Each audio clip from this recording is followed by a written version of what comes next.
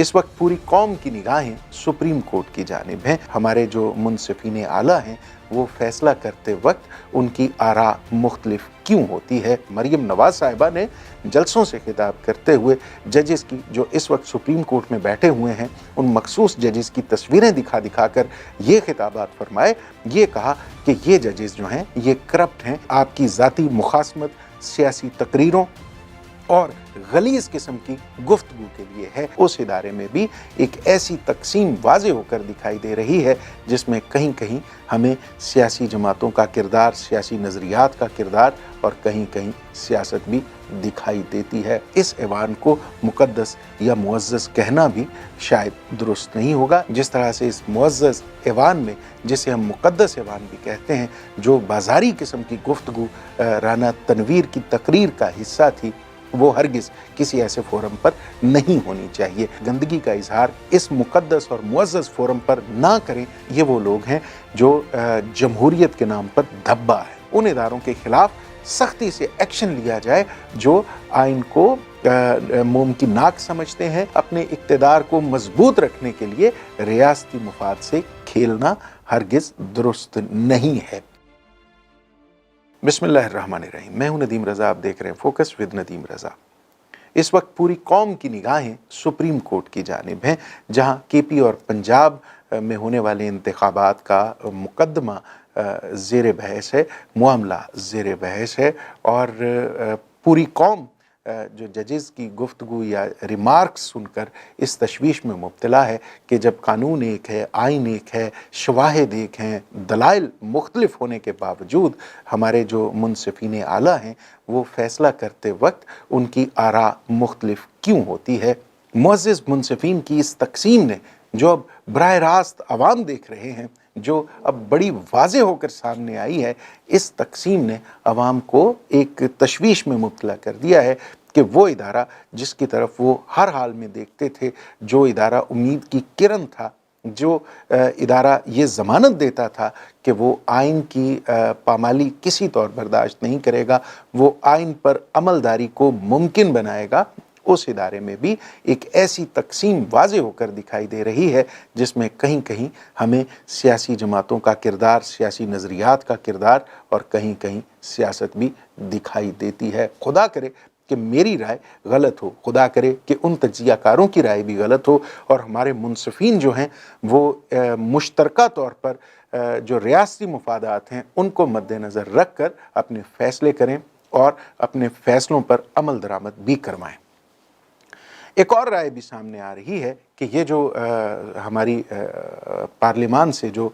कानून साजी की जा रही है, ये दरअसल बंदयाल साहब के हवाले से नहीं है, इसका ताल्लुक़ जो है वो मुस्तक़बिल में आने वाले चीफ़ जस्टिस साहब से है, काज़ी फ़ाइज़ ईसा साहब के हवाले से है, जो अपना इस्टेब्लिशमेंट के हवाले से या इंसानी हकूक़ के हवाले से एक ख़ास नज़रिया रखते हैं, एक ख़ास सोच रखते हैं। उनके फ़ैसलों में ये सोच बड़ी वाज़े होकर, नुमायाँ होकर दिखाई भी देती है। तो ऐसा चीफ़ जस्टिस जो है वो हमारे बहुत से ताकतवर हलकों को काबिल कबूल नहीं हो सकता और ऐसे चीफ़ जस्टिस के हाथ बांधने के लिए ही ये जो 3 सीनियर तरीन जो जस्टिस होंगे सुप्रीम कोर्ट के, वही सो मोटो एक्शन के हवाले से, नोटिस के हवाले से वो फ़ैसला करेंगे। ये दरअसल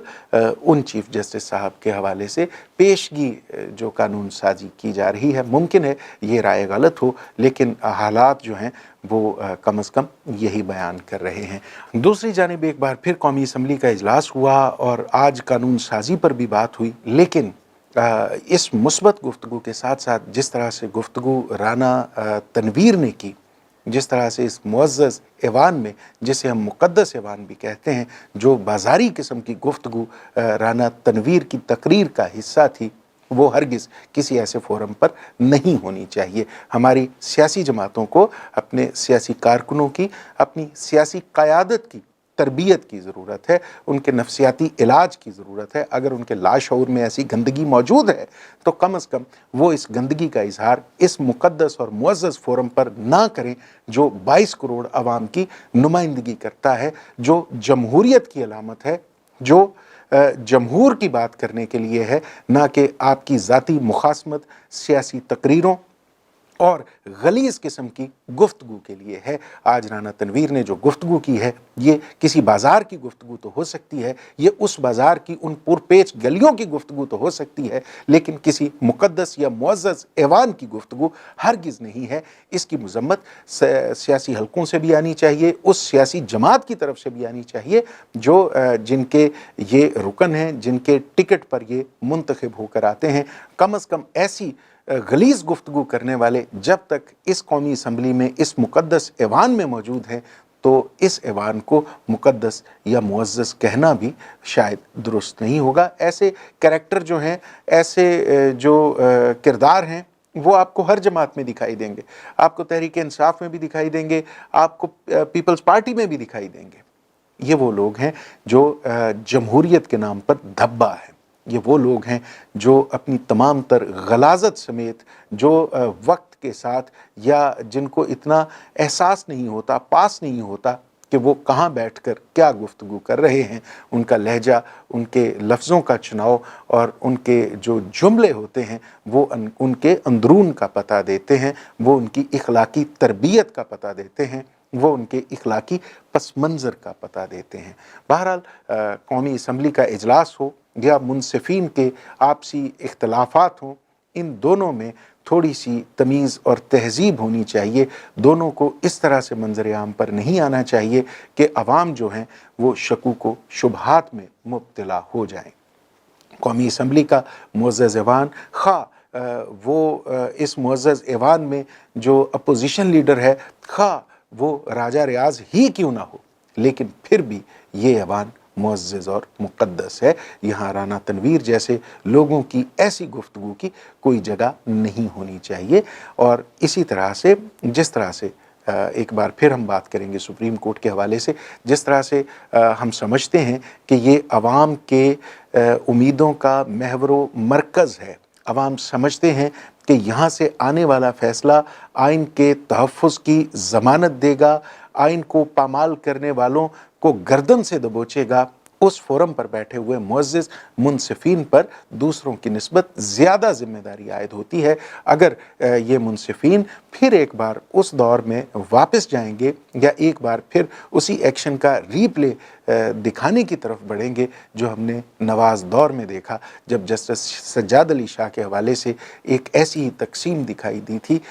جب سپریم کورٹ پر حملہ ہوا تھا، جب یہ جو عطا تارڑ صاحب ہیں، ان کے بزرگوں نے، رفیق تارڑ مرحوم صاحب نے جو بریف کیس والا سین تھا وہ چلایا تھا، تو خدا نہ خواستہ ابھی معاملات اس نہج تک یا اس موڑ تک تو نہیں آئے۔ اور یہ بھی کہ یہ جو منصفین ہیں جو اس وقت سپریم کورٹ میں بیٹھے ہوئے ہیں، یہ ان سے بہت مختلف ہیں، اور آج کا دور، آج کا زمانہ بھی بہت مختلف ہے۔ تو دعا ہے کہ خدائے بزرگ و برتر ان منصفین کو آئین کے پابند رہتے ہوئے فیصلے کرنے کی توفیق دے، اور اس سیاسی قیادت کو، ان سیاستدانوں کو بھی اللہ تعالی ہدایت دے جو زبردستی میں ہماری اس اعلیٰ ترین جو فورم ہے انصاف کا، اس کو متنازع بنانے کے لیے ہر قسم کی شرانگیزی کر رہی ہے، یا جس طرح سے سپریم کورٹ کو متنازع بنانے کی کوشش ہو رہی ہے، یہ کسی بھی طور پہ ہماری ریاست کے بہتر اور روشن مستقبل کے لیے مثبت اشارہ نہیں ہے۔ جس طرح سے معزز ایوان کی ذمہ داری ہے، اسی طرح سے سپریم کورٹ کی ذمہ داری بھی ہے کہ وہ آئین کا تحفظ کرے اور ان اداروں کو راہ راست پر لائے، ان اداروں کے خلاف سختی سے ایکشن لیا جائے جو آئین کو ممکنات سمجھتے ہیں، جو آئین کا